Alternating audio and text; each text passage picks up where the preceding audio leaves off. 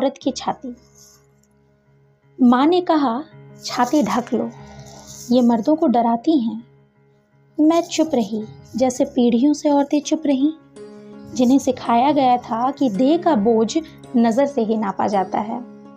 मैं सोचती रही, क्या डरावना है इनमें। मैंने तो उन्हें देखा है, दूध टपकाते, घावों पर मरहम लगाते और भूख से बिलबिलाते बच्चों के होठों को शांत करते। क्या डरावना है इनमें। वो दिन याद है मुझे, जब पहली बार मेरे वक्ष पर उभरे थे, शरीर की भोली शाखों पर फूटे थे अखुए। बचपन बीता, देह ने आकार लिया।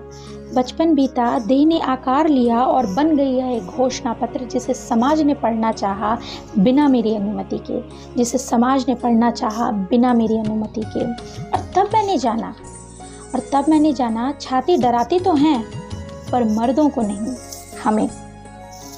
हम ही डरने लगती हैं अपनी देह की परछाइयों से, इसलिए छाती ढक दी जाती रही हैं, कभी कपड़े से, कभी शर्म से, तो कभी मर्यादाओं से, कभी कपड़े से, कभी शर्म से, तो कभी मर्यादाओं से।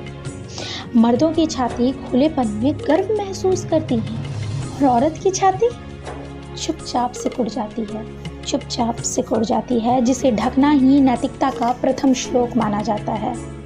जब स्त्री के भीतर का भय पिघलता है, तब वह दुपट्टा ओढ़ना इनकार कर देती है। तब वह भय उसकी आंखों से उतरकर पुरुष की आंखों में उतर आता है, और तब समाज दहाड़ता है, छुपाओ इसे, ढको उसे, यह मर्यादा के बाहर है, उभारों से विकार उपजते हैं।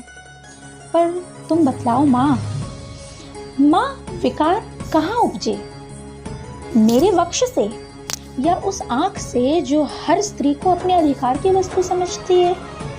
तब याद आती है हमें नांगेली, जिसने अपने वक्ष काट फेंके थे, जब शर्म से नहीं, अधिकार से लिखी गई थी एक दास्तान। जिस दिन